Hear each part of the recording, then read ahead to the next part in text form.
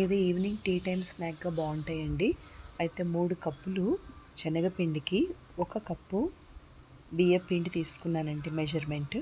అయితే ఈ శనగపిండి అనేది చాలా సాఫ్ట్గా ఆర్గానిక్గా తీసుకున్నాను నేను.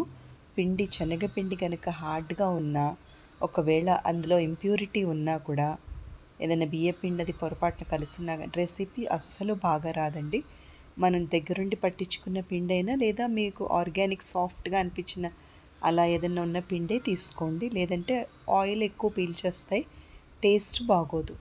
సో అది కన్ఫర్మ్ చేసుకోండి ముందుగా. తర్వాత బియ్యపిండి ఎప్పుడు కూడా సాఫ్ట్గా ఉండాలి.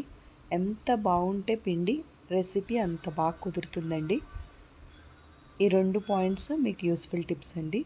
అయితే ఈ 4 కప్పుల పిండికి అరకప్పు లేదా పావు కప్పు వాము మంచిగా వేసుకోవచ్చండి. ఇది కొంచెం వాము రెసిపీ అనమాట. వాముతో టేస్ట్ బాగుంటుంది, చాలా హెల్త్ బెనిఫిట్స్ ఉన్నాయి. సో ఎక్కువ వాము వేసుకున్నాను నేను. పసుపు ఒక పావు చెంచా అండి, ఉప్పు 1 చెంచా అండి, కారం 2 చెంచాలు వేసుకొని వీటిని పిండి కలిపే విధానం సాఫ్ట్గా కలుపుకోవాలండి. అంటే హార్డ్గా కాకుండా వెరీ లిక్విఫైడ్ ఫామ్లో కాకుండా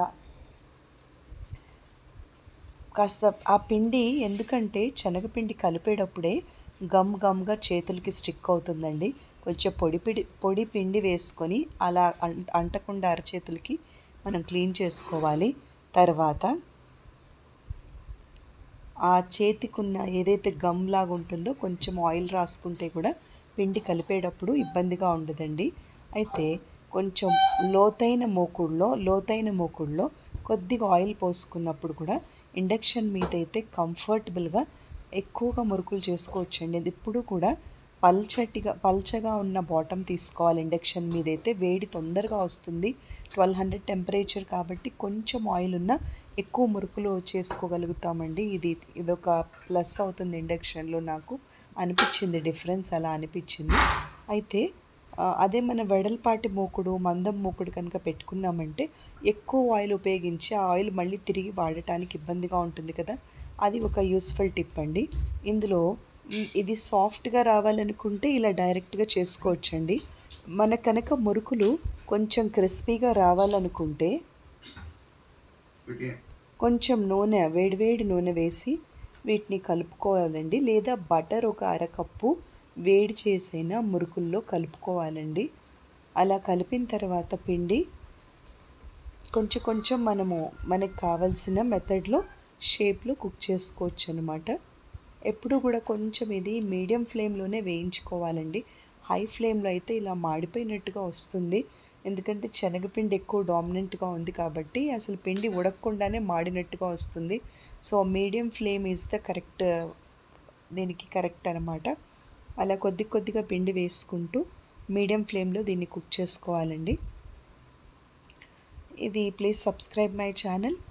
please watch YouTube videos regularly for more nutrition values.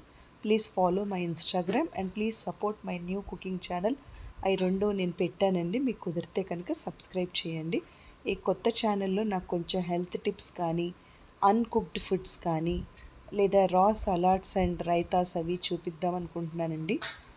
Morning Suprabhatam and cooking channel అని పెట్టాను. ఎందుకంటే ఎర్లీ మార్నింగ్ బర్డ్స్ నాయిస్, చక్కగా వెంకటేశ్వర స్వామిది సుప్రభాతం వినుకుంటూ ఆ యొక్క స్పిరిచువాలిటీలో మన యాంగ్షియస్ లెవెల్స్ చాలా కంట్రోల్ అవుతాయి. అందుకని ఆ ఛానల్కి పేరు పెట్టానండి. ప్లీజ్